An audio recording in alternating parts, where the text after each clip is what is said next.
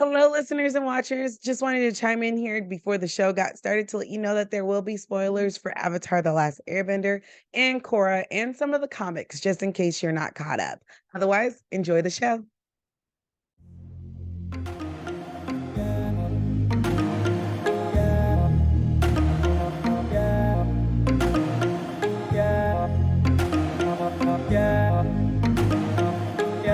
Hello, sunshines. I'm Universally Geeky, and this is Deep in Plot, a podcast for geeks, by geeks, and about geeks. On this show, we break down archetypes and tropes, the characters or situations that fit that brand, and just for fun, we rate them.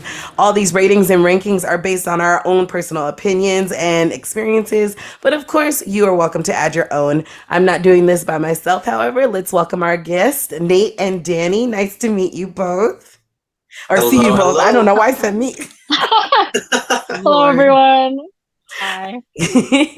So today we will once again be covering the chosen one trope. Characters that fall under this trope are those who have been chosen either by some force or for some reason they are the only ones able to resolve the conflict or plot. Sometimes chosen ones are classified by a distinguishing mark or birth. Some manage to wield a powerful weapon, and others fit the description of a long-awaited prophecy. These characters are usually held in high esteem based on past accomplishments, or they need a little bit of a push from zero to hero.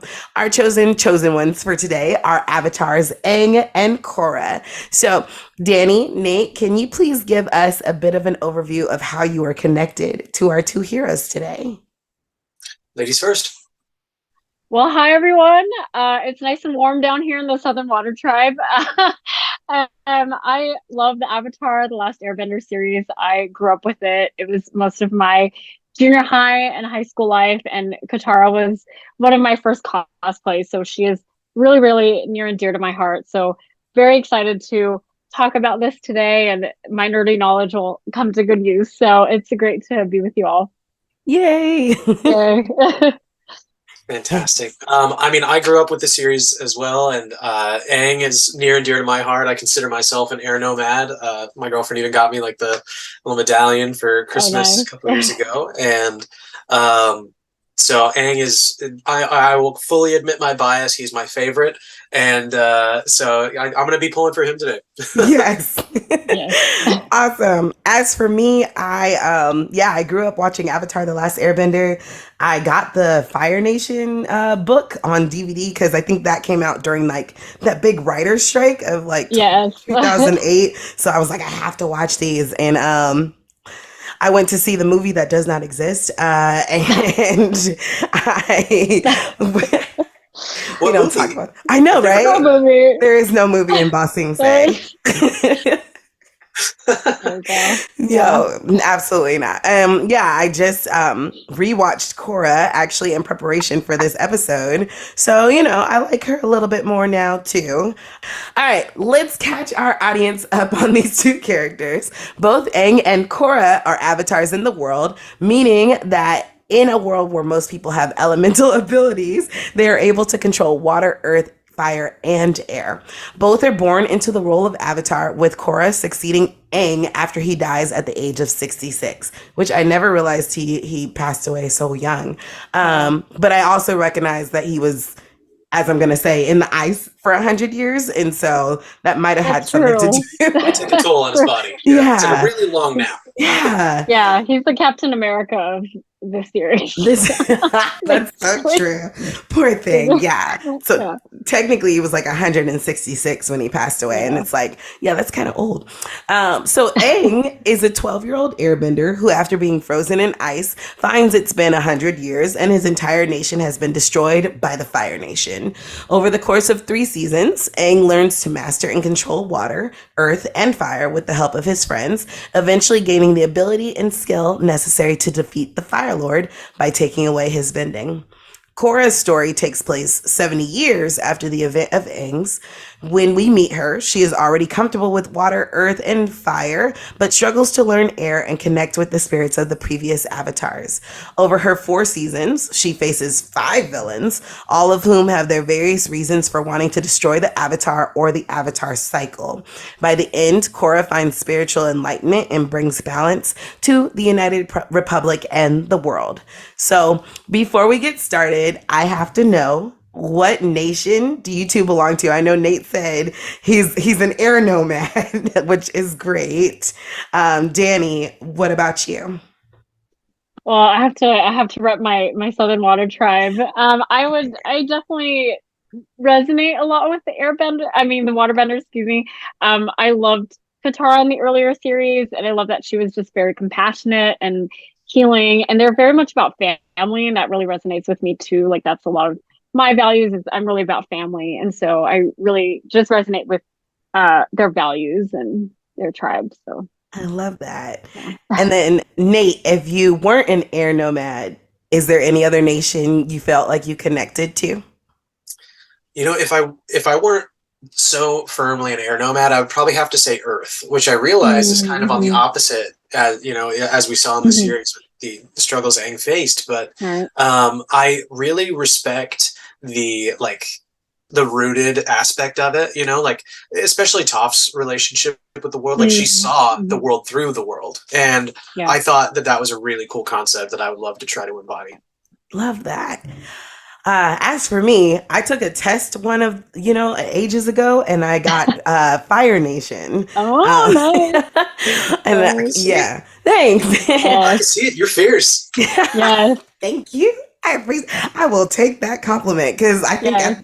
at the time I took the test, I said in the previous episode, it was one of those that like tested you for everything. And so I got Slytherin and I had Fire Nice. Nation. And I think I was also, the quote unquote like evil things, but I'm like, they're not evil because it's all about that balance, like we're going to talk about later on today. And so Exactly. it's just, I was really excited to be a firebender because I was in love with Zuko too. So I was like, yes. I love Zuko. He's so And I great. love their outfits. I love the Fire Nation like outfits, like when the Yes. when the gang went to Ember Island and Yeah. yeah.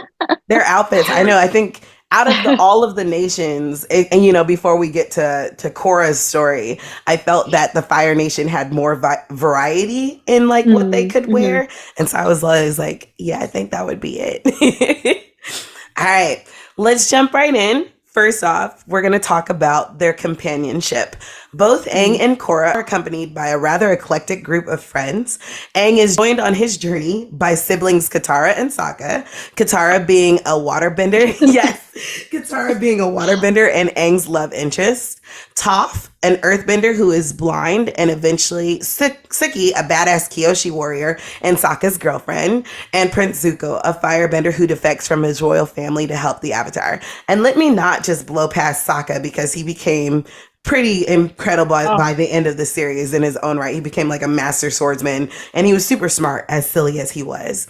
Korra finds help from siblings Mako and Bolin, who are a firebender and an earthbender, respectively, and Asami, a brilliant inventor who ultimately becomes Korra's love interest. So, how would you say our chosen ones treat and utilize their friends? I feel like, and I'm fully admitting my bias here. I feel like Aang really played to the strengths of his team. Mhm. Those that grew around him, he kind of recognized Sokka's tactical mind and, Katara's silent strength and her, like the nurturing aspect that you'd spoken to earlier, Danny.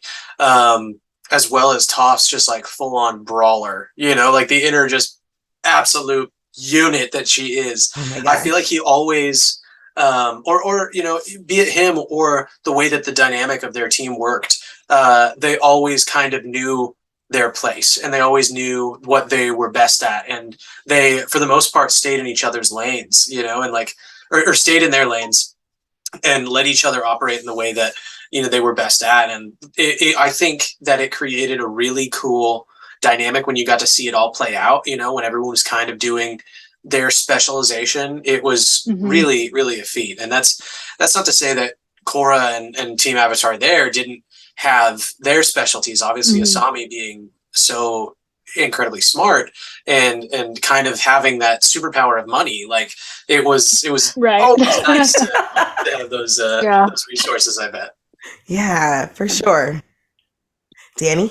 Yeah, I think I'd agree with you. I like what you said, Nate, about Aang using the potential of his friends. And I think that's really how he treated them. Is they were just his friends, and I think seeing them at a younger age, it's easy for kids to get underestimated or be undermined by authority figures, but they ended up being his masters, his trainers, and so it's interesting seeing their development. And Aang just really, yeah, just really treated them like his best friends. And then we transition into Avatar Korra and her friends with Mako and Bolin, and they're a little bit older, and so I think it's really interesting to see that dynamic of people who are already so involved in their powers, and in their bending abilities.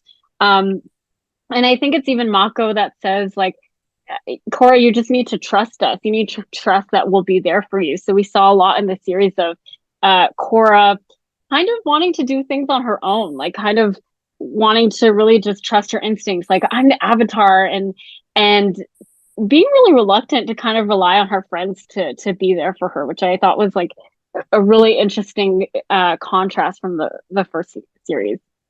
For sure. Yeah. It did take Avatar, Korra, and her team a little bit longer to like kind of gel together. Like Yeah. as a pro bending team, her, Mako, and Bolin were killer. Like they were Yeah. defeating everybody. But Right. I think being older definitely it was weird. I could have done without the love square that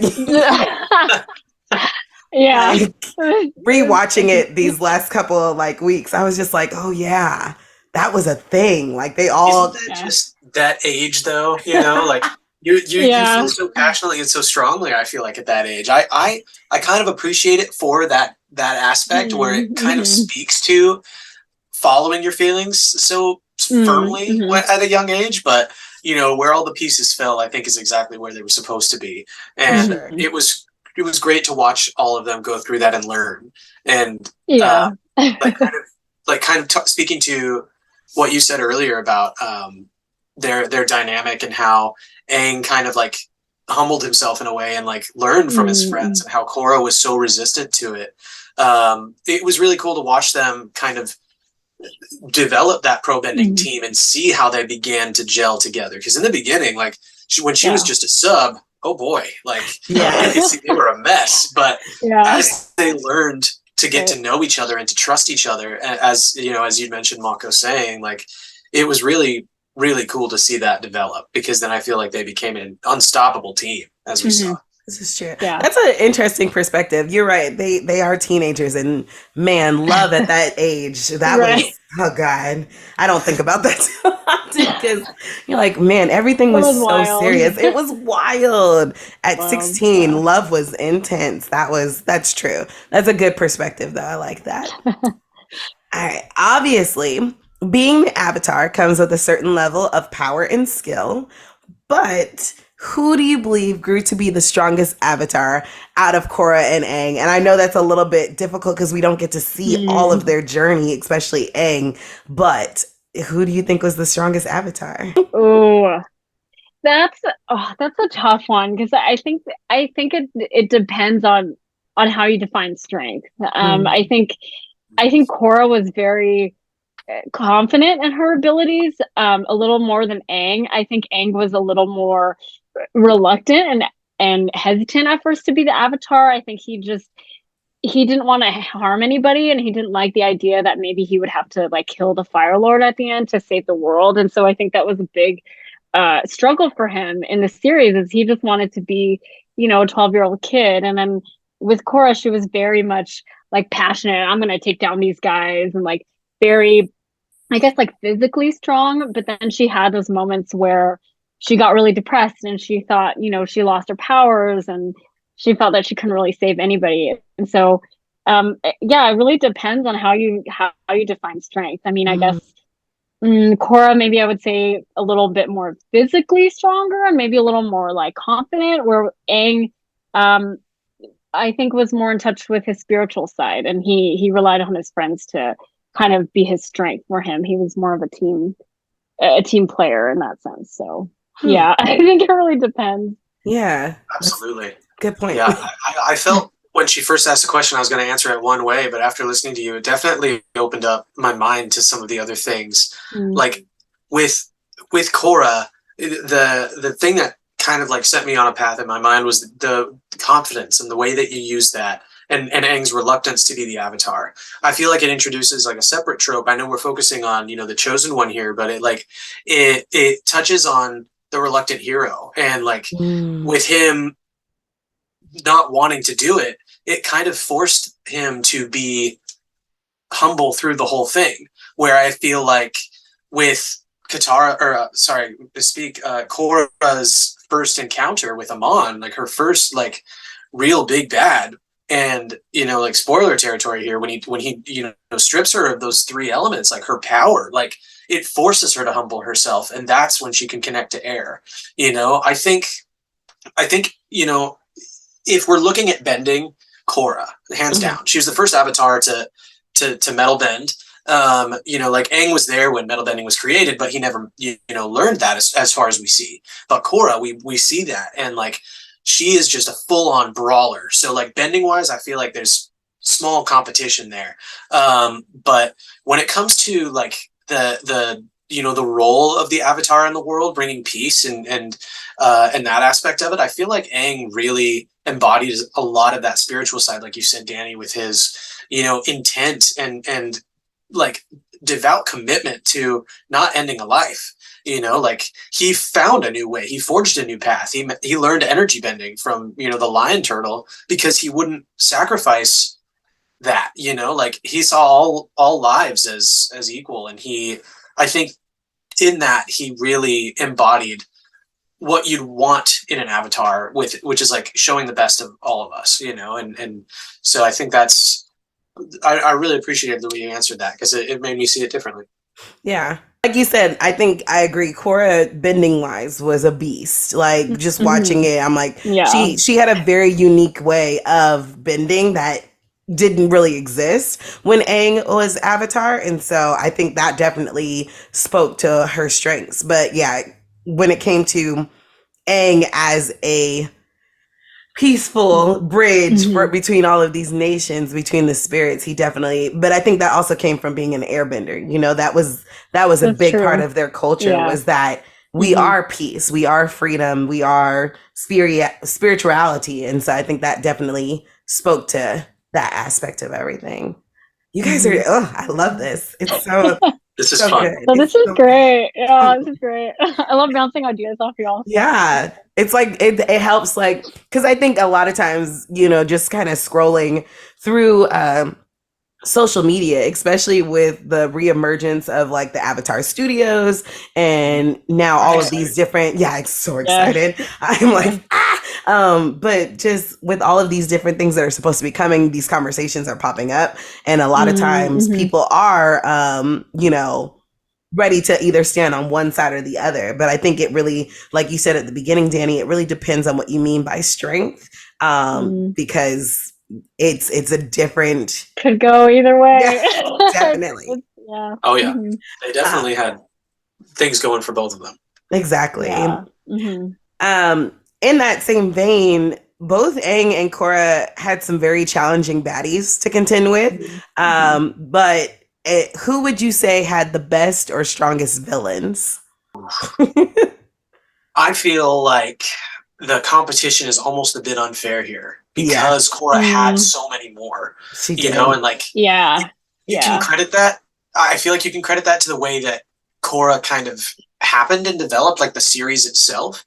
Because I think originally it was only like greenlit for one season, so that first season's very self-contained, and then almost season by season it went. So that's why we saw the emergence of like these new villains, and like I like the way they connected them, and I like the way that they used them to develop Korra and propel the series forward. But I feel like Aang's overall arc was very spread out, you know, in that way. But to answer your question, I feel like if I were to choose like a favorite villain, it would probably have to be Zahir. I think like he is really interesting, and kind of what happens with him. I really like that, and maybe that's the Airbender in me, like seeing that element taken to a darker place, and like the use of it in that way, like kind of going almost against the inherent air nomad culture and their beliefs. That was really interesting, and I kind of liked what they did there with growing that element in that way. For sure. because I never would have Mm-hmm. expected a Airbender to be bad. And then we got Zahir, Mm-hmm. and it was like, oh my, Yeah. he was, oh, that we're going to talk about, you know, knockouts later, but Mm. the whole Uh-huh. scene with him and the Earth Queen, I was just like, I never would have thought to Yeah, use air like that. And it was just like, wow. absolute. Yeah. Yeah, like when I have a lot to say about that when we get there, so I'll Yes. save it. Yeah, the hero's very impactful, I will say. Like I love that you mentioned him because yeah, he really like out of all of Korra's villains that she faced, I mean, you know, Batu was really powerful too, and like the whole spirit world, but like the hero had a really like long lasting impact on her and the poison and just her going into that next series of like, oh, well, I don't know if I want to be the Avatar anymore. I kind of want to forget who this person is. But I really loved like, of course, I love Zuko, and so like I loved Oh, just Zuko's whole just arc in that first series. I feel like he's kind of like the Anakin Skywalker of of Avatar, and so yeah, I just love that the first series was just very much like moving to a point of like, okay, the Fire Nation is like our enemy, and like we have to defeat them in some way. And so I love that that whole series was like building up to it, and just the whole. I don't know if you consider Zuko like a villain now, but like I guess an anti-hero or an antagonist for Aang, and just yeah, just that whole arc of like how he went from chasing him and now he wanted to like join the gang. And I remember this line he said, he's like, why am I so bad at being good? And just Yes. that whole like I love that scene. And so yeah, I have a special place for Zuko. oh yeah, So I yeah. I fully I fully agree with that. You know, like I feel bad that I didn't even consider him a villain, like because he is he's the antagonist for a long Mm, portion of that a series. long Yeah. time. Like, Hmm. and he was a good villain. You know, like Mm, he was hmm. misguided, and I can't imagine them writing him any better. You know, with the arc, Yeah. like to me, it definitely goes down as one of the best, if not the best, redemption arc in history. That is what I reference when Hmm. I always use that in the same sentence as redemption Yes. arc. Is Yeah. Zuko.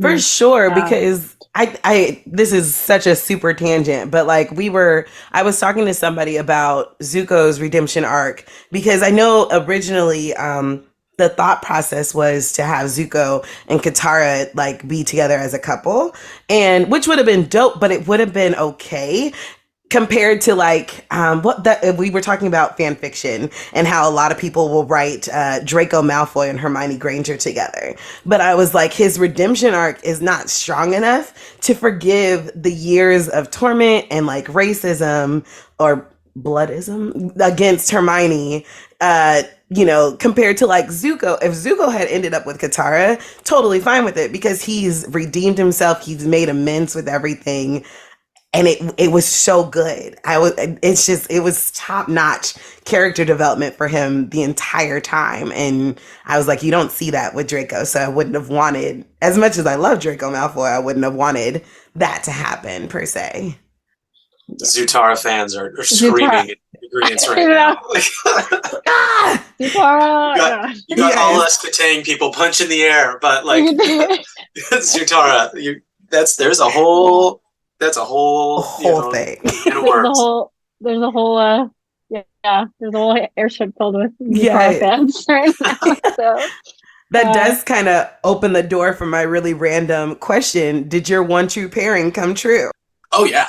Oh, for me, like, come on, like yeah.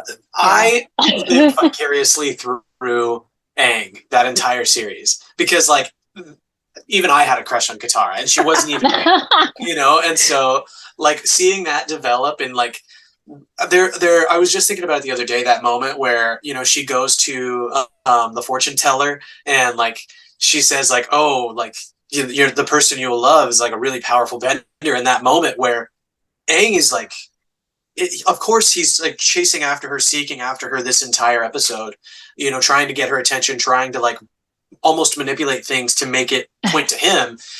It's the moment that he drops that, and it's the moment that he really just takes and dives into his role and you like his his reason or his that when with saving everyone in the volcano, that Sokka just kind of like very naturally says like, wow, he is a really powerful bender. That was my one true pairing, because that I think is such a beautiful love story of just even self-contained in that episode of trying so hard to get the attention of someone that you seek after, and it's as soon as you release that and like you're yourself, that it can really kind of start developing. So I thought that was really beautiful. Love that. Yeah. Oh, that was great. I love that you mentioned how, it's when he like dropped trying to force something to happen when it actually happened, and just seeing, their love story from the beginning. And at first it was this really fun, like childlike, Aang was like, oh, she's so cute. And like, they, the secret tunnel stuff and, and like secret tunnel. And then they get to the Fire Nation, and that's I feel like when their love story really kind of develops more, and it becomes more of this sacrificial, like I want to take care of you and I want to look out for you, and I think it really matures like throughout the series, and when they finally do get together, it's like, oh, it was meant to be like this whole time. So yeah. Now, did you see Korra and Asami coming? Because at first I didn't. The second time through, I was like, okay, I can see it a little bit more. But I think the first time I was like, and I was also surprised that, they pushed the boundaries, because at the time that was not a thing that we saw in cartoons. But right. They're cute. They're cute together. I enjoy their relationship. I thought they went from being really interesting, kind of like rivals, but then to being friends, and then to girlfriends. And I thought that was a really cute journey for them too. Yeah. I love that you mentioned the love square earlier, because I was thinking about that too. I was like, does this really work with who Korra should end up with? And I remember when Korra and Mako broke up, and like this doesn't work, and you're like, yeah, it really doesn't. Like fire and water, like they're opposites. But I think Korra and Asami like complement each other in a way. And I didn't expect it at first, but then I was like, oh, this is actually kind of like works with the companionship. And so I think one couple that didn't end up together that people are still debating are Sokka and Toph. They still want to know if one of her daughters is hers. I know. I was low key. I was really rooting for them. Like I love that pairing. I mean, I love Suki. Don't get me wrong, but like, there's always this like fan theory that like, Lin and Sue are like actually his kids, and I don't know if we find out the answer, but I was like, oh, that'd be interesting. Yeah, there's a lot of lore to find out there, and I'm I know. I'm hoping I know they're gonna dive into a lot of things when they come out with all of these new movies and shows, and it'll be really interesting, because I know in the cartoon, Lin mentions that she knows who her dad is, but I think Sue still does not.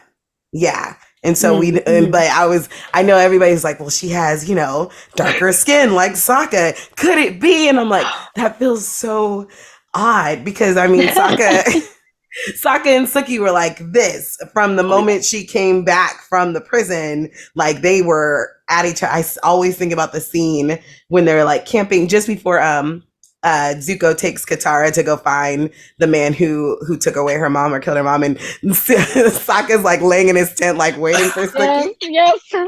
The rose in his teeth. Yes. Perfect. They were so cute, but I can understand why people liked Toph and Sokka. It would have been interesting.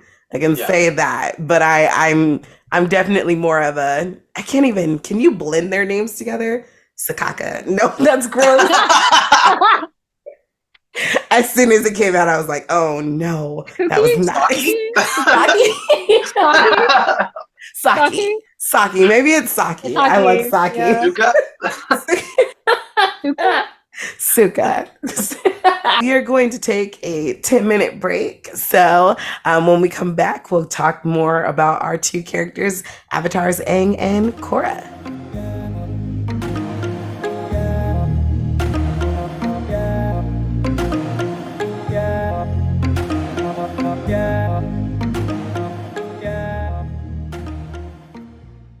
Hello, sunshines. Welcome to your bookmark for chapter 2. I really don't have anything to add except for hello. I appreciate you all. If you've listened thus far and if you continue to listen, I know that this is a pretty long episode.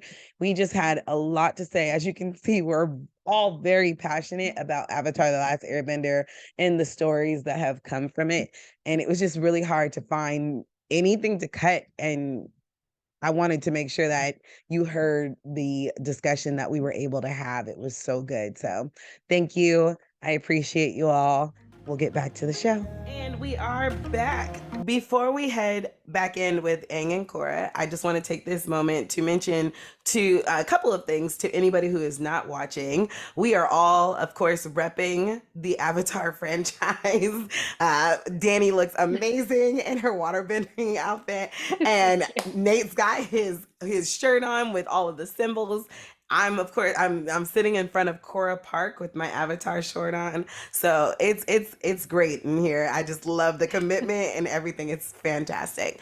Also, one thing I'd like to mention is that we are not some random strangers. I met Danny and Nate both through Disney. We all three of us facilitated in different aspects through the park with our youth education series or through Traditions, which is the program for new hires at our park. So I really appreciate the two of you taking the time on your Saturday to come hang out with me and geek with me, because this has been a blast so far. Oh, my pleasure. Yes, of course. Thanks for having us on. Absolutely. Yay. It's a gift. I'm glad. Okay. We're going to continue on. Oh, the question that I wanted to add on to our baddies question. So, if villains were switched, could our teams handle each other's villains? Because I know that's like a serious debate on social media. A lot of people don't think that Aang and his team could handle Korra's villains. But what do you think? Oh, I feel like, I feel like I agree with the internet on this one.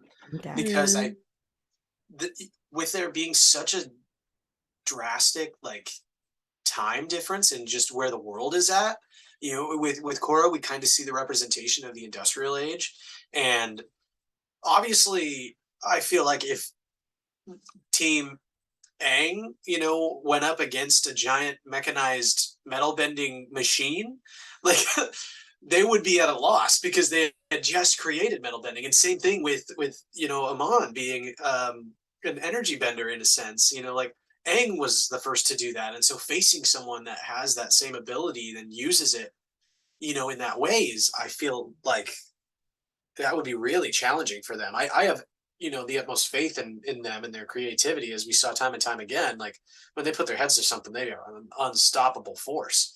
But like if it were reverse, I feel like Korra would body Sozin in a minute, and she would enjoy it a little too much. Like yeah, she would have took the Fire Lord out really quick. Danny, what you thinking? I think I'd have to agree. I think what you were saying with the advent of the new technology, and I think it was an interesting contrast coming into the Avatar Korra series with the first villain using that energy bending, which was the solution for the first series, which was how he defeated Fire Lord Ozai. So I thought that was a really interesting juxtaposition of how something that was used for good purposes ended up being something that was used for harm for other people and division. And so I thought that was really interesting. So I think, yeah, I would agree. I think Aang would have a hard time reconciling with that, or knowing how to defeat that. And I think Korra would just, I don't think her first instinct would be to take Ozai's bending. I think she'd just be like, okay, let's go. Let's just have a Agni Kai, let's go, just take him down. Yeah.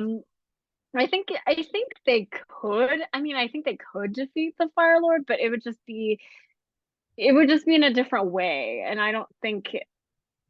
I just think the resolution that Aang brought to it was a lot better for the time that it Yeah, was. So yeah, For sure. I fully agree with that, and thank you because I mislabeled him earlier. I called him Sozin. It's definitely like Phoenix King Ozai. yeah, no But worries. in thinking about that, going back to Zahir, I think it would be really interesting to see Aang, an Airbending master, go up Oh, against Zahir. Like that would be a really cool fight Yeah. because that would, yeah. and like going into and I'm not sure when we'll arrive there, but like the creators essentially have confirmed that the other benders can't see air the way that it's animated. Like they don't see the air Oh, moving, it's air, right? So they just get hit with these gusts and like the unexpected and stuff like that. Like so That's knowing oh, that, interesting. that's like interesting. that to me, I don't know about you guys, makes the whole scene with the Earth Queen more terrifying than ever because she Mm-hmm. just doesn't, I'll leave it to when we get there, but like Yeah. knowing that, that's always the scene that pops into my mind. But there's also that moment when I think Aang and Zuko are fighting where there's just like a cloud of dust and Aang just projects like basically an air form of his body. So like Zuko just yeah, sees this shape of Aang coming out of the smoke or out of the smoke, and I'm like, imagine how disorienting that would be. You see the yeah, shape of someone yeah. that's not there. Like Yeah. I never, oh, that makes so much sense that they wouldn't be able to see because we can't see That's it. mind blowing. I never would have. Actually, like that's yeah. Oh wow. That makes that I'm gonna have to rewatch the whole entire series with just that mindset of like they can't see what's attacking them. So you wouldn't be able to like, Mm, oh wow. That's and then it's like when you think mm, about Aang's villains, there's been 100 years since they've even had to face an airbender. that's true. And so it's Yeah. like you don't know how this person fights, how this person moves. So it's no wonder that Aang was able to like take them down pretty smoothly. I'd yeah, like to think that because Aang was a master airbender, that Zahir would have surprised him because Zahir was vicious in the way that he used air. But I would like to think Mm, that he could hmm. take him down. But I don't know when, like you said, metal machines, things like that. That would, but especially what's her name, the last villain that she had to face. I just Kuvira. watched. Thank you. Kuvira. Yes, Hmm. that would have probably been. Though Toph might have been able to take her out. Oh, I'm Well, sure Toph would yeah. definitely put a wrinkle in Kavira's plans, no doubt. Like, No, she's Yeah. like, we're gonna cut that out. Like, not that's not what it is. That's not the Yeah. move. Because yeah, Kovira just got kind of full of herself. I think that's kind of what happened with her. She wasn't the strongest of the villains. She was just cocky, in my opinion. But Yeah. I was just ugh. But I don't know. Aang might have had an easier time with the spiritual aspect of like Mm, that's Batu, true. because I know that was challenging for Korra because Yeah. she had a hard time connecting with her spirituality, which we're going to talk about Mm, that too. All right. Yeah, I know that's the biggest battle that I see on Facebook though or in social media is that people are like, mm. "Oh, if Aang had to face Batu or Aman or Zahir, he's out for the count." And I'm like, I mean, maybe, Mm, but I think also like we've said before, we see Aang and his team at such a young age. There's no telling how much and they were all masters by the time they were, it's at the end of a 13. summer. Like, Yeah, yeah. Yeah. exactly. Yeah. They were What was all I doing at 13? Like not being an element master. Jeez, absolutely like not. Absolutely not.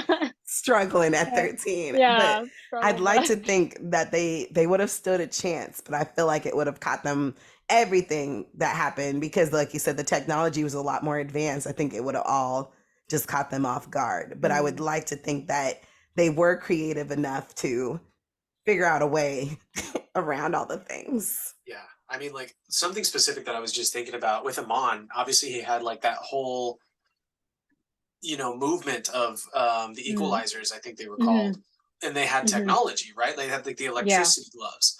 But like, and I was like, man, if Aang ever got hit with one of those, he'd be in trouble, because that's how Korra gets Mm. caught. But then I was like, wait a minute, Aang's got seismic sense. Like, he would see them coming forever, like away. So like, he would Mm, that's never be touched true. by them in a way. And like, but Hmm. so like the skills are there. I feel like skills wise, Aang kind of has the upper hand in that sense, where he's got just more almost in his repertoire because of, you know, like that seismic sense that he learns from Toph. You know, like I said, like seeing the world through the world. Like I feel like that is so important in a lot of things, like, because it, as we see in the final battle, like that's what saves him when Ozai is gonna go for the cheap shot. You know, Aang's just like, nope. Exactly. It's I love that scene so much. It was so good. I think time slows down. It's like, yes, oh, you can see it was like animation wise, it was the whole show is so beautiful. And I think the one thing that all Avatar Korra fans, Avatar Aang fans can agree on is that Toph is a badass. Amen. It's Both series. in both series, it doesn't matter. Like she's winning the game in all aspects because who would have ever thought? And I think the fact that the creators made her, you know, this little girl who happened to be blind to just, you know, that didn't matter in the long run. Like, and I mean, they kind of dug more into that with the disability aspect, especially with the evil waterbender who didn't have, you know, any arms, and you saw her bending and like nothing mattered. And so I think I do enjoy that about the show is that they take these, you know, supposed disabilities, but they are not really a factor as much. They just kind of just kind of work, and I love that part of that too. It's a beautiful dialogue on the potential when, you know, when in that situation, when you're left with comparatively something less, or what someone would call like less than, but they make it so much more, you know. And I think that reflects real life really beautifully. You know, it's a really cool artistic way to do it that's very easy to point at, but like we see that every day, you know. So cool. Ugh, just love this show so much. It's so good. I'm so excited for more. There were some pretty spectacular fight scenes strewn throughout both sagas of the Avatar. So, what are some of your favorite fight scenes or battle scenes? And are there any scenes that you would say were the best? Oh my gosh. Okay. one that I think of like immediately, and I forgot to mention her during like the baddies section, but Azula. So Love her. I loved when Azula just went straight up like crazy. Like she like her blue lightning, and then you know Zutara like took her down, and Katara had that whole like wider lightning bending with her, and they chained her down, and she was just like breathing fire. I was like, oh my gosh, like this is such a good kind of like redemption for all of them in a sense. And like Zuko got to face down his sister again, and that whole like rivalry.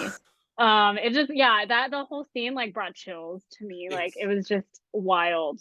Satisfying. It's so beautiful the way that they took away the sound. And I think they did the same thing with Mako when he's like in the metal and he's gonna sacrifice basically himself, and he does the electricity to destroy the scene. They like take out that sound, and all you're left with is this like really beautiful score.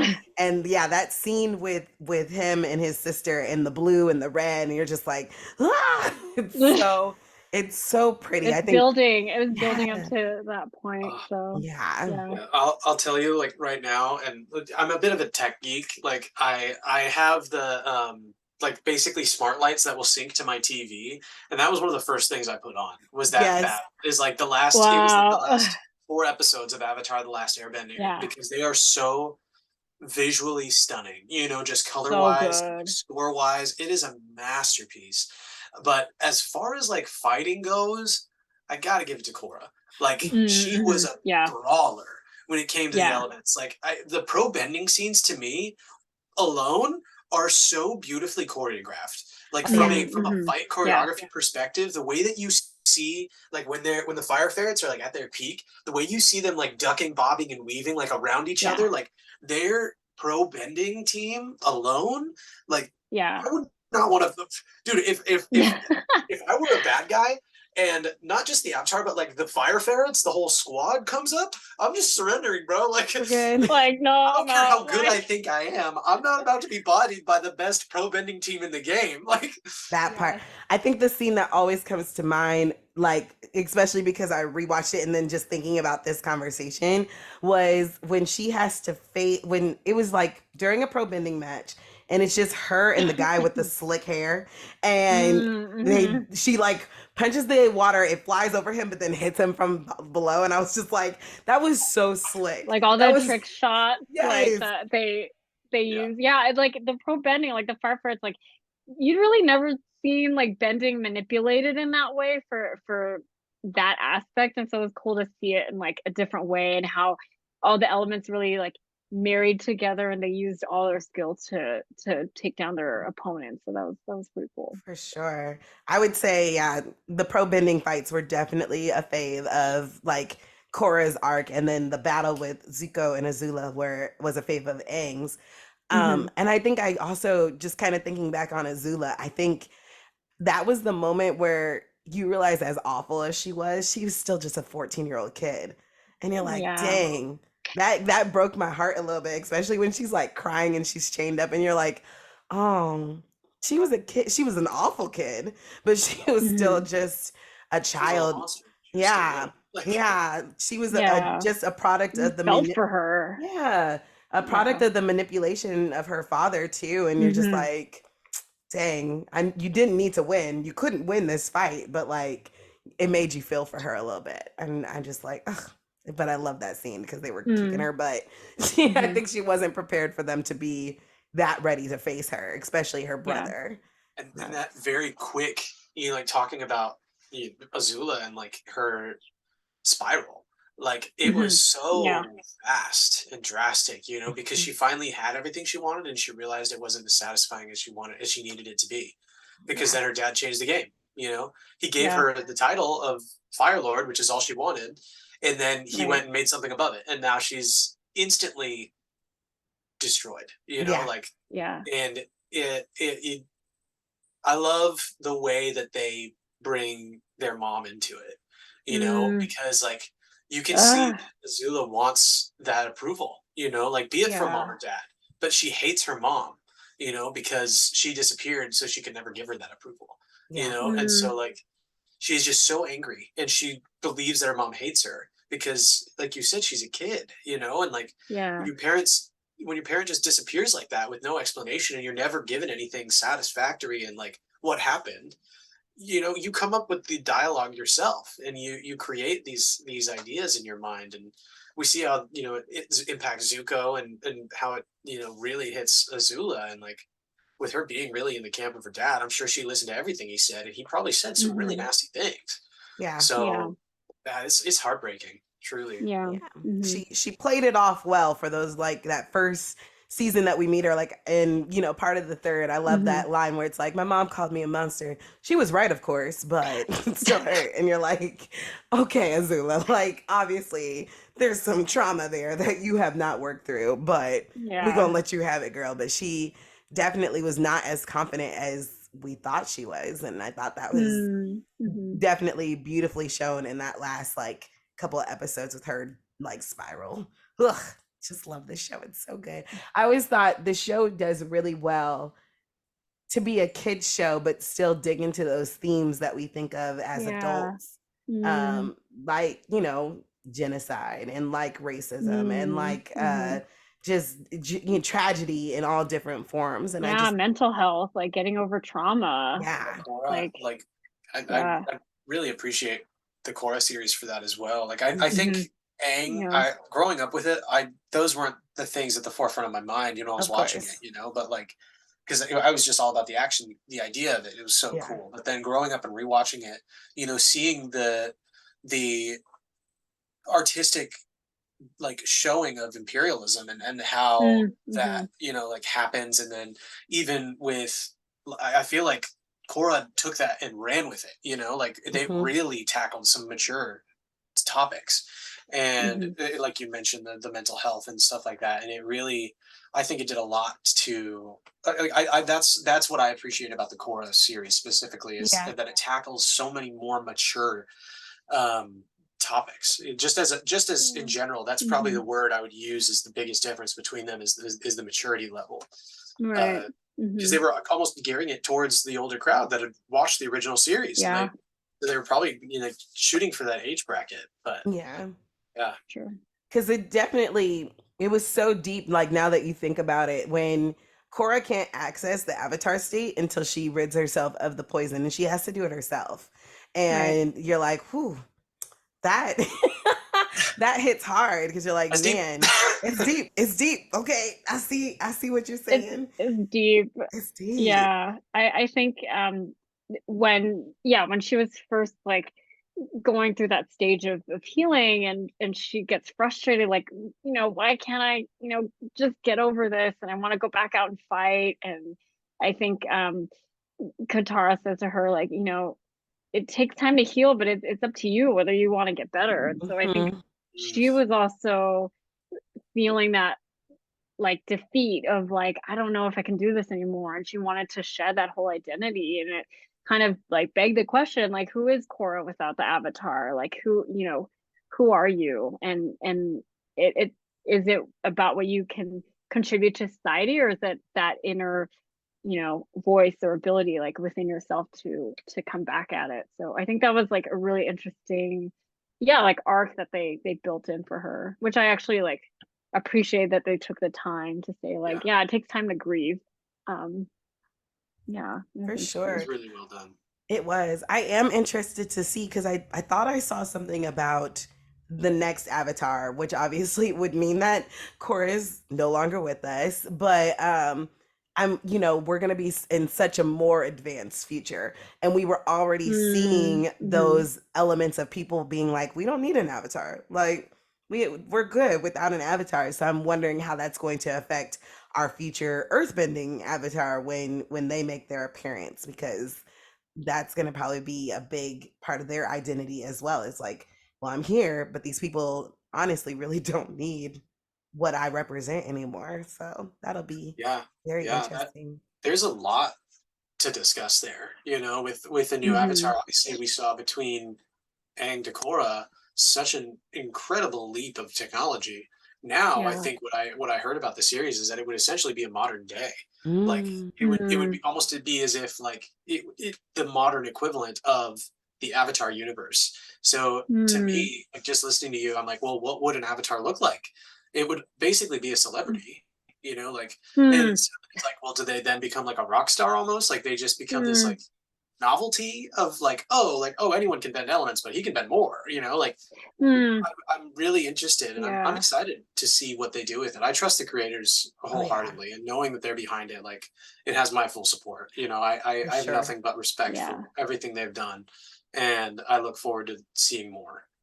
For sure. I'm so excited.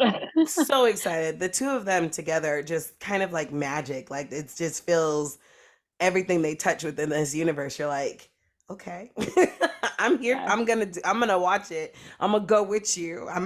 It might take me a minute, like it did with Korra, but I'm gonna go with you. Yeah.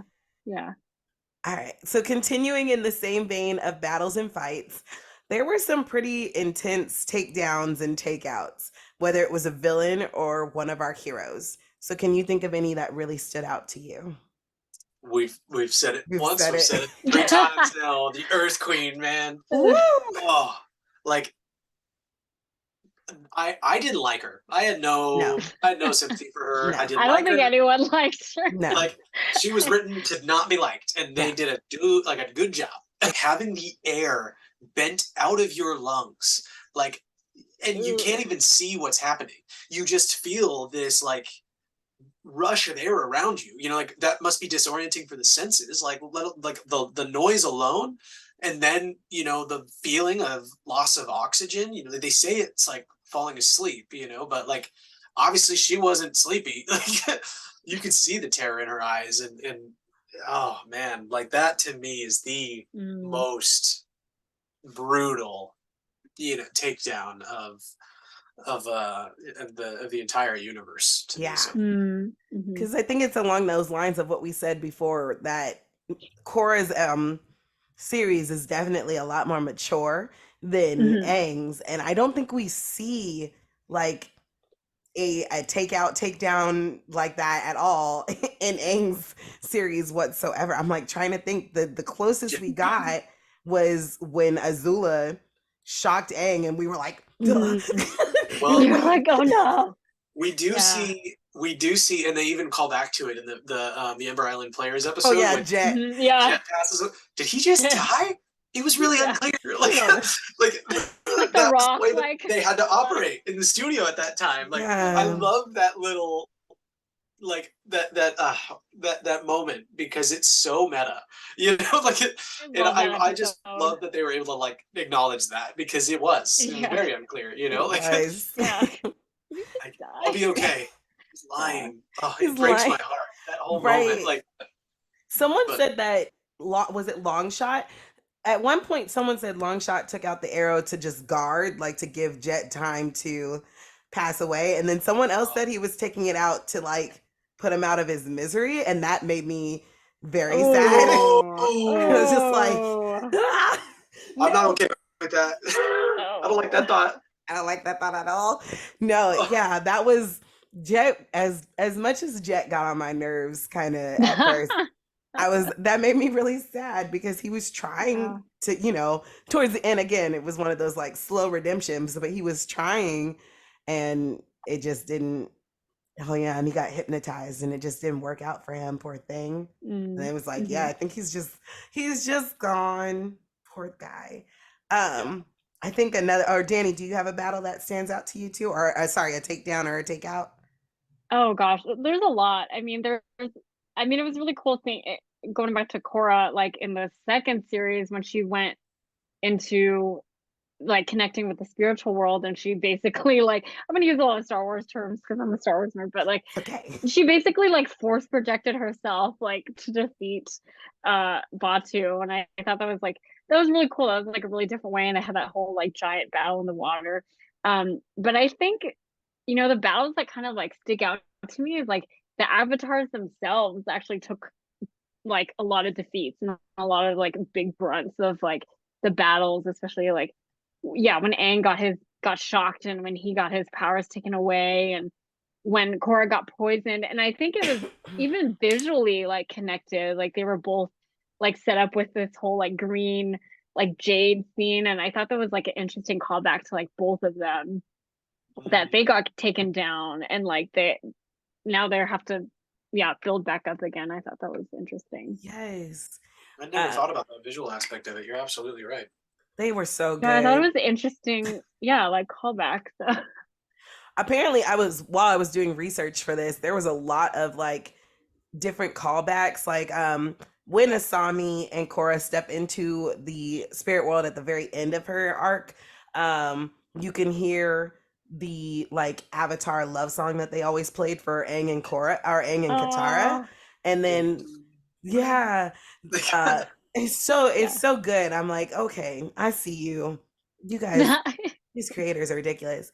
I think the one that stood out to me, like as a really intense or a great way to take down a villain, was Mako was fighting the I can't remember her name, but the evil waterbender, without the arm, the woman without the arms, and he like holds himself between a rock and then shocks the water that she's standing in, and I was just like, smart. I had to like pause the show because I'm like, I don't remember that happening, and it was so intense. I was like, did he just electrocute? He did. He was so nonchalant about it too. Like, because like when he was done, he was just like, right? Probably just just ended that person. KO'd, ended her. It's over, but I'm good. And then her like partner in crime pulled the whole like rocks down on both of them. So you're just like, well, they're gone. And I think but again, that speaks to Korra's story being a lot more mature than Aang's, and you saw that in the battles and the takedowns, and but it was good. Talking about the Blue Lotus, like, or Red Lotus. What am I saying? It's okay. Talking about the Red Lotus, like it made me think of like Combustion Woman, essentially, and like Sparky Sparky Boom Man. Yeah, Oh From my Sparky god. Sparky Boom Man. that was a takedown that you didn't need to see because you knew what happened, and like Yeah.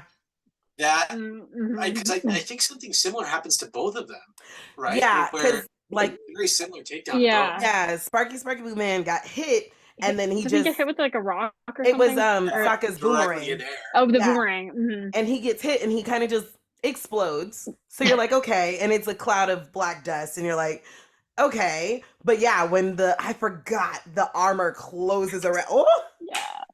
that was so good. That was Yeah. yeah. Ooh. All of the Red Yeah. Lotus just kind of got taken down in the most besides the here, Yeah. got taken down in the most intense ways, and it was just Yeah. yeah, that was whew, I forgot because yeah, it definitely and you just hear Zahir call her name, and Yeah. it just you see the like resulting smoke, but you don't see her explode, but you already know like well she's gone, so Can't get back up from that. you're Yeah, not. exactly. That's it. Yeah. But I think we also have to mention, like, going back to the Aang series, Yeah. we can't forget to mention, like, his final battle with, like, Farlord Ozai. Like, that whole Whew. scene with the choreography and the rocks, like, I was scared for it because, like, the whole series was building that point. And I'm like, okay, how is he gonna finally defeat him? And Yeah. yeah, it was just so interesting. And, like, seeing Farlord Ozai go into kind of like Super Saiyan mode, like he has like all the fire rockets and everything, and I was just like, oh my gosh, how is this gonna end? But I think they did a really good job of choreographing that whole scene. Oh, for sure. Like, especially, I think we mentioned it earlier where Aang was about to leave him alone and then he goes to attack and Aang uses his seismic The sense and just seismic, like, yeah. whoo. And I was like, oh, Aang, that was such a smooth, It was like, so cold. oh, Like, it was so cold. I was just, it was, whew, I need to rewatch that scene in particular Yeah. yeah, because it I was think I'm just, gonna be doing that later today. I'll Me be picking too. that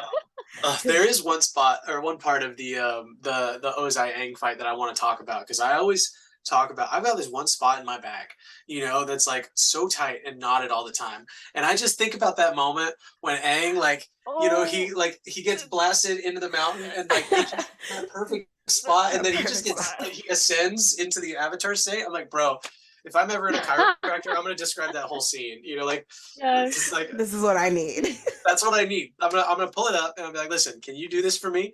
I'm pretty sure I got that joke online, so all credit where it's due. But I'm telling you, it's so real. It's so accurate because I've got So that spot. It's accurate. True. right about where his scar is. So, I'm telling you, Just need a chiropractor to be like, ah, just, yeah. oh my Can you gosh. just throw me into a mountain? Like, Just toss me. But Oh, fire. but I'm Though. glad you mentioned that too, because that's where he got injured, and it was like such a like redeeming um yeah aspect of that whole battle is like the where you got scarred is like giving you power, like where you actually can defeat your Yeah. enemy. And so it's like, oh, it's so powerful to see that.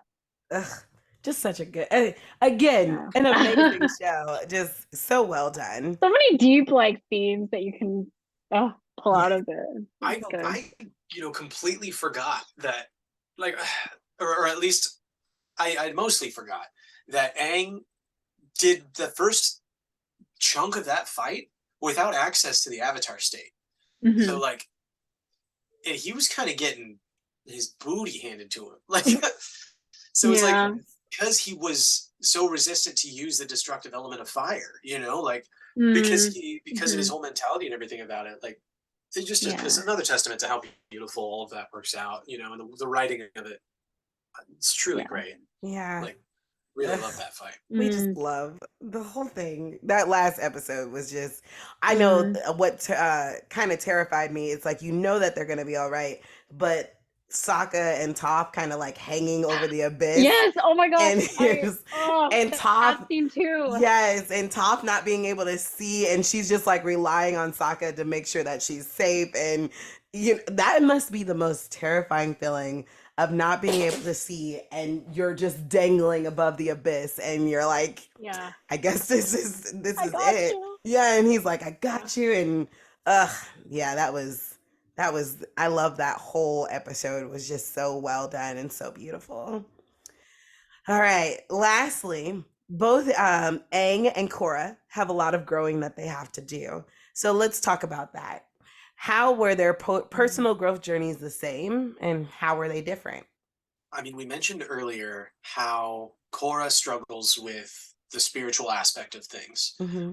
where I feel like Aang excels at that. You know, like he's able to just enter the spirit world, like no big, you know, like he can just astral project there as if it's any regular Tuesday. He's Yeah. just so, because Yeah. Yeah. he's so in touch with that meditative side with his air nomad background, and like with Korra struggling with it so harshly, you know, like I feel like that's where a lot of her growth needed to happen, and we see that carry on throughout the Mm. series. We were kind of talking about this on the break, Renee, where it was so like it was such a stark contrast to Aang when we're first introduced to Korra. You know, with this with the Legend of Korra series, like being such Yeah. a diehard OG Atla fan, like it kind of put a weird taste in my mouth that I wasn't sure I wanted to keep it going. I kept watching the series even as it came out, you know, and even when it only released online after a certain point, like I still went and watched because I care so much for the source material that like it did leave me with a weird feeling because Mm. Korra was so different, but Yeah. Yeah. in a way that's kind of what I enjoyed, and all these years later seeing is how different she is, because like it brings so much more depth to the role of the Avatar and the journeys that both of them had to go on to grow. Mm.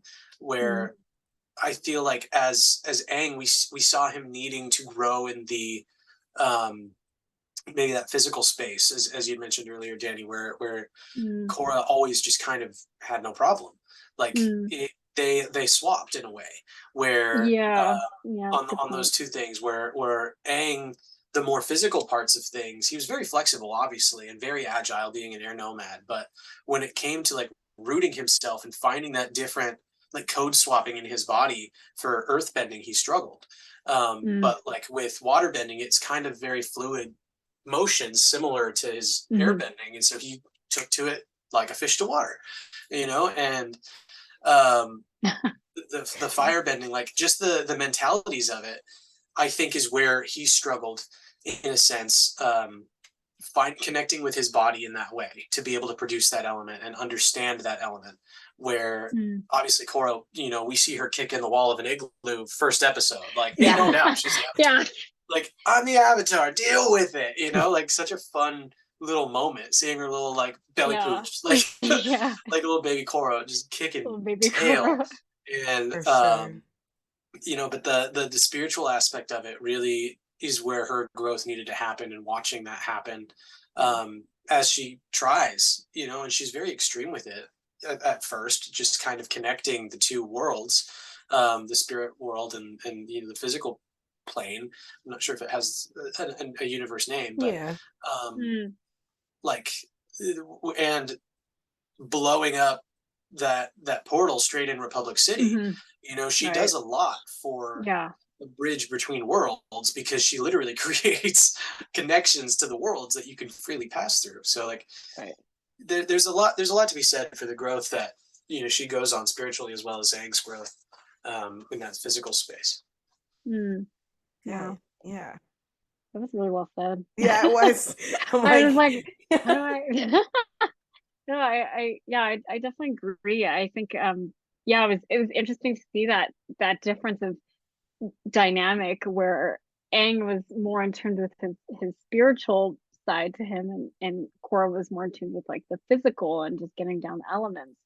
And especially me what she said about him, struggling with fire a little bit, and him actually discovering that fire is not only for destruction but actually brings life and light to people. And when they went to meet the original firebenders of the two dragons, and they're like, oh, fire is actually beautiful. And so like when he realized that, he's like, oh, I can actually use this for good, and then he kind of like accepted it. But yeah, I think it was just a really, yeah, interesting journey for both of them. And I agree with you, Nate. Like Cora's character at first, like it left a bad taste in my mouth. Like I really didn't like Cora in the beginning as much as Aang, um, because she was so passionate and kind of arrogant and like set in her ways. And I'm like, oh, isn't the Avatar supposed to be like humble and like wanting to help everyone? But she just went about it in a different way. But I think she did go through that development of humility and trying to figure out like really who she is. Yeah. So yeah, it's really interesting. I think we definitely see those two different aspects of like Korra being like I'm the like you said, Nate. She embraced Yeah. her identity as the Avatar like from the beginning, whereas Aang, he says he never wanted to be the Avatar, Mhm. and so I think they Yeah. had to do that like reversal of like Aang embracing who he is as the Avatar as this balance where Korra had to be like, oh, let me humble myself just a little bit more. And yeah, definitely that reversal of like mentalities was super interesting to watch. Because yeah, it was hard going from very peaceful, fun-loving Aang to this very abrasive like Korra. Yeah. Um, Yeah. That's a good way and to put it. yeah, it took a minute to be like, because it's hard. You know, the Avatar is always going to be a different person, but it's kind of with that same man. The Doctor, if you watch Doctor Who, it's like that same mentality of knowing the Doctor's going to change. He's still the same person, but he's not. Like the personality is different, the mentality is different, and just kind of being okay with that switch and watching them become the person that they're supposed to be in their own right. And I think that's what makes the show so good too. Yeah. Oh, absolutely. Yeah. Great Yeah. example. Yeah. Connecting the two, because I had never Mm-hmm. thought of that way, but you're exactly right.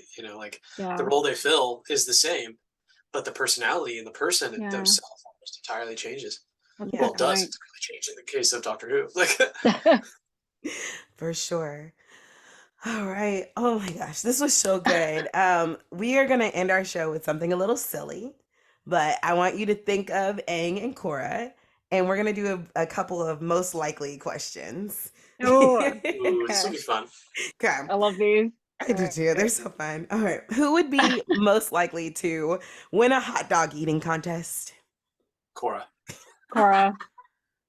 Aang doesn't eat Hank meat, doesn't eat He meat. does. You're so right. yeah. So I like forgot he vegan hot doesn't dogs, eat but maybe vegan hot dogs, but I still think can even eat if the he had bread. vegan, yeah, even if it was vegan, he would probably Cora would probably still devour all those hot dogs. Yeah. The Aang does get hungry though. Like he keeps snacks in his air glider, so Dude, Yeah. he he has a was big so stomach. happy about the air glider snacks. That was Yeah. so cute. Although when he's gliding and then his tummy grumbles. Oh, Yeah.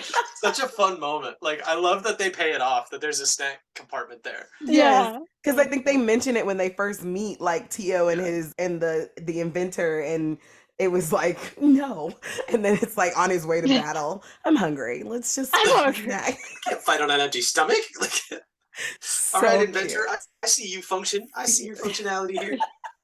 So cute. Who would be the most likely to go a week without a shower? Aang. Probably Aang. Probably. Like Okay. it almost falls into the mentality of like the monastic thinking, where it's like Yeah, that's what I was you're not thinking so too. focused on self appearance. Like in Mm. a way. I yeah, like I feel like he would be. It would almost be like an act of humbling. Like to do that for Mm. him. Maybe I Just could Be see disciplined. Yeah. Korra just going into the swamp and not really caring, like washing up with mud. But I feel like for Aang it would be a different intent. Hmm. It's good. I didn't think And about it. Korra's a waterbender, so I feel like a week without water is like I don't know, like such an antithesis for her. So That Trauma. makes sense. That makes a yeah, lot of yeah, sense. I hear yeah, that point. yeah. Who would be most likely to be popular at school? Like if they went to a modern school? Probably Aang. Oh, I want to say. I want to say like I had a friend in high school that reminded me a lot of Aang, where he just had that easygoing nature. Like he was vegan. He didn't have no beef with anybody. Like yeah, he yeah. was just kind of like nothing but vibes, good times all the time, and like I loved that guy. Like I feel like he just exuded this positive energy that was so attractive to Hmm. everyone. You I could wanted see him that. around because like he didn't bring problems. Yeah. I could I, totally I see I that. I think yeah, I think maybe Aang would be popular, but he wouldn't want to be popular necessarily. Like he would just want to be like friends with everyone, and Korra would just eat up the popularity because she's like, I'm the Avatar, like I know all the It's elements. me. Um, but I feel like she would also kind of, I don't know, she'd be kind of a bully. Like, is that a Mm. She low gives key jock energy. opinion? She's definitely a jock. She's so Like much a She's a water jock. jock polo for team captain sure. energy. Yes, Yeah. yes, yeah. Like, So she'd be popular in that sense. Bending captain. Yes. Yeah, Because I feel like Aang, I think about the time he spent at the firebending school and like all those kids enjoyed him. yeah, But yeah, I think he wouldn't probably want to be like, called out like that.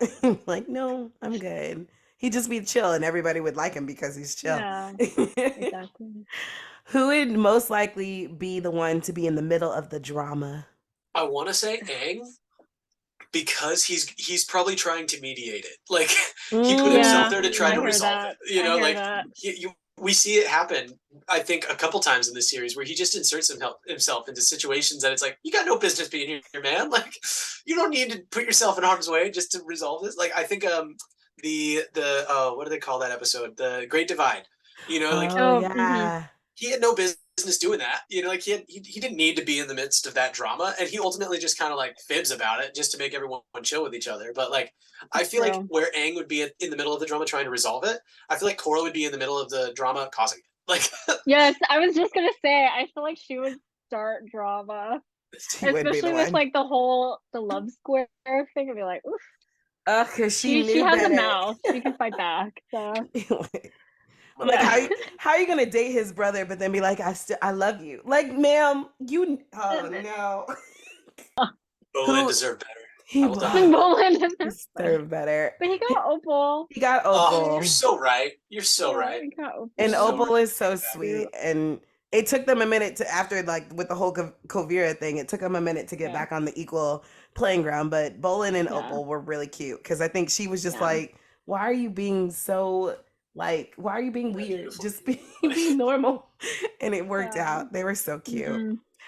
Who would be the most likely to tell a joke that gets them into trouble? Aang.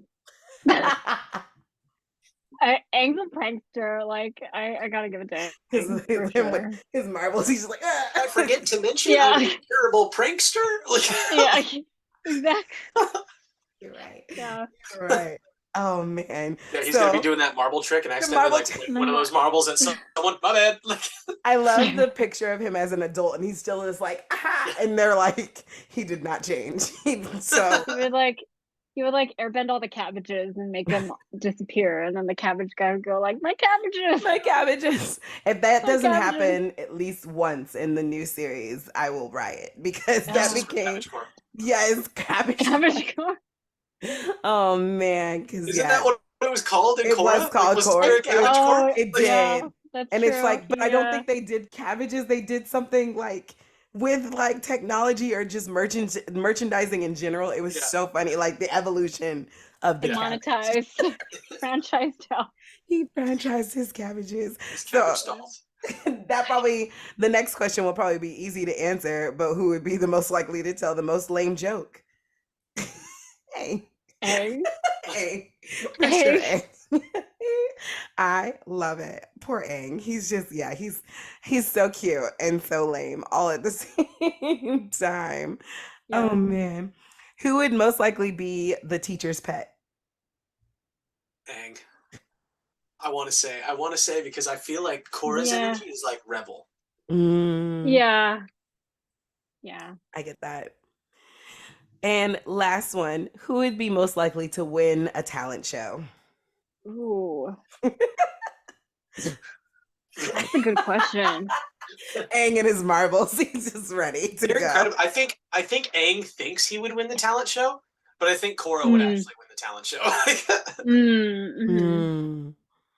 Cora would probably pull out some water bending trick we wouldn't think about and it'd be like, oh, that was good.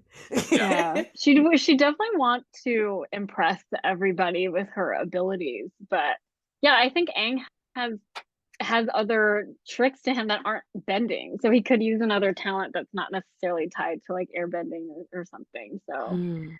I think there's something there. It would be a good competition. It we'd have would to be a see good that competition. one. Someone tell the creators. We got Yes. a $1 million idea right here. Angry. Yes. Yeah. This is just a one-off. Like somehow they meet and we have a talent show. Like let's just do it in the Spirit World Yeah. talent show. Yeah. Spirit World talent show. TM, Yes. right? Copyright, all of us. I want to see them race on the air cycle. Like I want to see Korra and Aang like go into the Avatar state and just race in the little The air air balls, scooters. the air scooters. Yeah. That would be dope too. Well, that brings us to the end of this episode. Thank you again to Danny and Nate for joining us. If our listeners want to follow you, where can they find you or see what you're up to? I'm personally taking a break from social media, but you can find me, I think, on TikTok and Instagram under the same handle, which would be N8 Francisco. So N and then the letter 8, and then my last name spelled Francisco. Wonderful. Yeah. Yeah. You can find me on Instagram. My handle is DD8DEE_ATE. And yeah, just hit me up. I go on the park adventures all the time. I'm at Disneyland. So yeah, come visit. Awesome. Thank you both. Before we go, our sources for this episode came from tvtropes.org, Wikipedia, and of course, thank you to Michael Dante DiMartino and Brian Konecko for your vision, your art, your creativity. We just appreciate this show so much. I hope you, audience, will join me for chapter 3 of our show. If you want to hear us discuss any other chosen ones, you can search for us on TikTok or Insta using the title of our show. You can also email us at deepinplot23@gmail.com.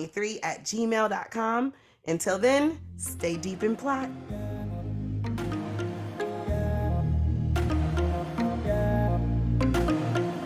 Hello, everyone. Thank you again for sticking with us and listening to Chapter 2 of Deep in Plot. If you want to follow any of our guests, you can find Nate at N8 Francisco on Insta or TikTok. You can find Danny at DEEDEE_8ATE on Insta. You can find Universally Geeky on TikTok or Insta. If you want to follow the show, please go to Deep in Plot Pod on Insta, Deep in Plot on TikTok, or you can email us at deepinplot23@gmail.com. Thanks. We'll see you next time.